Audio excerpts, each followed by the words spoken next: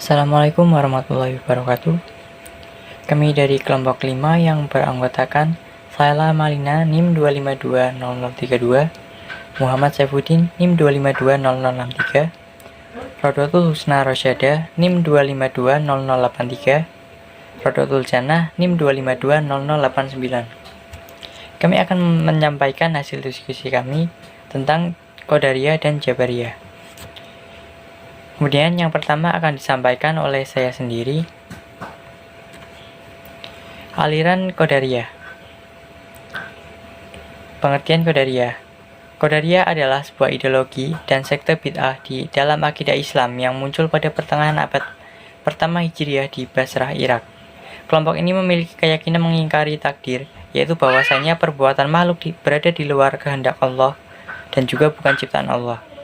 Para hamba berkehendak bebas menentukan perbuatannya sendiri dan makhluk sendirilah yang menciptakan amal dan perbuatannya sendiri tanpa adanya andil dari Allah. Sejarah Qadariyah. Pelopor dari sekte ini adalah Ma'bad al-Juhani, murid dari Hoylan ad-Dimashqi. Paham bid'ah ini tersebar di Basrah dan mempengaruhi banyak penduduknya ketika tokoh kota tersebut, Amr bin Ubaid, mengikuti paham ini. Imam al-Auza'i mengatakan yang pertama kali mencetuskan paham mengingkari takdir adalah Susan, seorang penduduk Irak. Ia awalnya adalah seorang Nasrani yang masuk Islam, namun kemudian kembali kepada agamanya semula. Ma'bad al-Juhani menimba paham ini darinya. Kemudian Hoylan bin Muslim ad-Dimashqi menimbanya dari Ma'bad. Imam Muslim meriwayatkan dalam kitab sahihnya dari Yahya bin Ya'mar, ia berkata, yang pertama kali mempelopori menyebarkan paham ingkar takdir di Basrah adalah Ma'bad al-Juhani. Penduduk Basrah banyak yang terpengaruh dengan paham sesat ini setelah melihat Amr bin Ubaid mengikutinya. Materi selanjutnya, pokok-pokok pemikiran aliran Qadariyah. Yang pertama, melawan kezaliman dengan tangan sendiri. Aliran Qadariyah ini berpandangan bahwa manusia bertanggung jawab untuk menegakkan kebenaran dan melawan kezaliman dengan tangannya masing-masing. Paham Qadariyah memuat keyakinan bahwa Allah SWT sudah memberi daya dan kekuatan kepada manusia untuk melawan kezaliman. Jika tidak melakukannya, maka manusia telah berdosa karena melanggar perintah Allah SWT.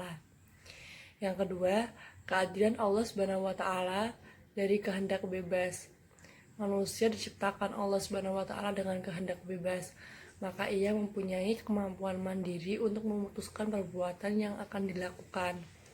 Pemikiran aliran Qadariyah tersebut didasari alasan bahwa Allah SWT memberikan pilihan kepada manusia untuk melakukan kebaikan dan keburukan, beriman atau tetap pada kekafiran. Karena itu, manusia akan dihakimi, diberi pahala atau diganjar dosa berdasarkan pilihannya sendiri. Kemudian ciri-ciri aliran Qadariyah. Yang pertama, manusia berkuasa penuh menentukan nasib dan perbuatannya. Yang kedua, iman adalah pengetahuan dan pemahaman, sedangkan amal perbuatan tidak mempengaruhi iman. Dan yang ketiga, orang yang sudah beriman tidak perlu tergesa-gesa menjalankan ibadah dan amal kebajikan. Selanjutnya yaitu pengertian Jabariyah. Jabariyah berasal dari kata jabaro yang berarti memaksa. Dalam Kamus Munjid dijelaskan bahwa nama Jabariyah berasal dari kata jabaro yang mengandung arti memaksa dan mengharuskannya melakukan sesuatu. Syahrastani menjelaskan bahwa al-jabar diartikan menolak adanya perbuatan dari manusia dan menyandarkan perbuatannya kepada Allah. Dari pengertian tersebut, maka muncullah dua bentuk Jabariyah. Yang pertama, Jabariyah murni, yaitu yang menolak adanya perbuatan berasal dari manusia dan memandang manusia tidak mempunyai kemampuan untuk berbuat. Dan yang kedua, Jabariyah moderat, yaitu yang mengakui adanya kemampuan untuk berbuat, namun perbuatan manusia tidak dibatasi.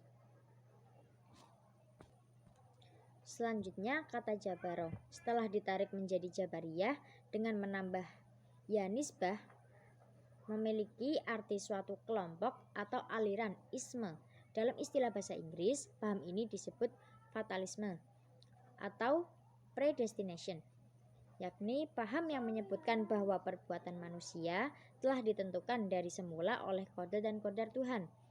Paham ini menyatakan bahwa manusia terpaksa dalam tindakan-tindakannya.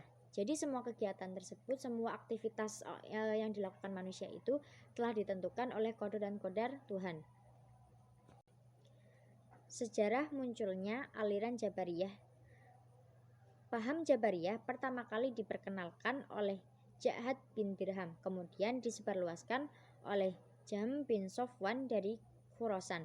Dalam perkembangan paham ini juga dikembangkan oleh tokoh lainnya, antara lain adalah Al-Husain bin Muhammad Najjar dan Ja'ad bin Diror. Pendapat lain mengatakan bahwa kemunculan aliran Jabariyah terpengaruh dari paham ajaran Yahudi dan Nasrani, yaitu Yahudi yang bersekte Qur'an dan Nasrani yang bersekte Yakubiyah. Sebagian ahli sejarah menganggap bahwa Ja'ad bin Dirham mengambil paham Jabariyah ini dari seorang Yahudi dari Syam. Dan Abu Zahra agama Yahudi bukanlah satu-satunya pemilik peran bagi kemunculan paham ini. Kemunculannya sangat mungkin juga karena pengaruh paham orang-orang Persia yang banyak berlatar belakang agama Majusi. Mengenai aliran Jabariyah, sejarah teologi Islam ada juga yang berpendapat bahwa kehidupan bangsa Arab yang dikelilingi gurun Sahara telah mempengaruhi cara hidup mereka. Ketergantungan mereka terhadap gurun Sahara yang mana setelah munculnya sikap menyerah diri kepada alam, sehingga logika mereka berpasrah saja kepada takdir Tuhan.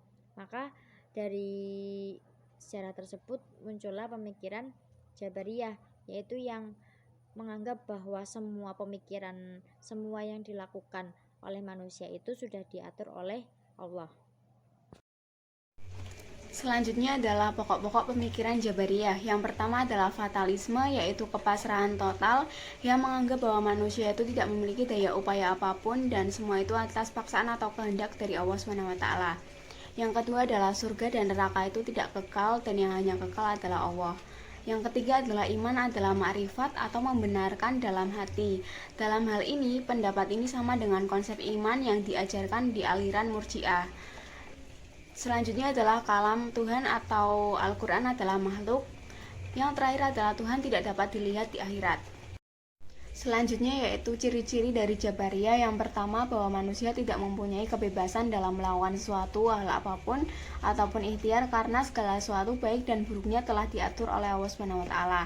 Yang kedua, bahwa Allah tidak mengetahui segala sesuatu apapun itu sebelum terjadi. Yang ketiga, ilmu Allah bersifat kudus atau baru. Yang keempat, iman cukup dalam hati saja. Yang kelima, bahwa Allah tidak mempunyai sifat yang sama dengan makhluknya. Yang keenam, bahwa surga dan neraka itu tidak kekal, semua penghuninya akan musnah kecuali Allah SWT. Yang ketujuh, bahwa Allah tidak dapat dilihat langsung di surga oleh penghuninya. Yang kedelapan, bahwa Al-Quran adalah makhluk dan bukanlah kalamullah. Sekian presentasi dari kelompok kami, kurang lebihnya mohon maaf. Terima kasih. Wassalamualaikum warahmatullahi wabarakatuh.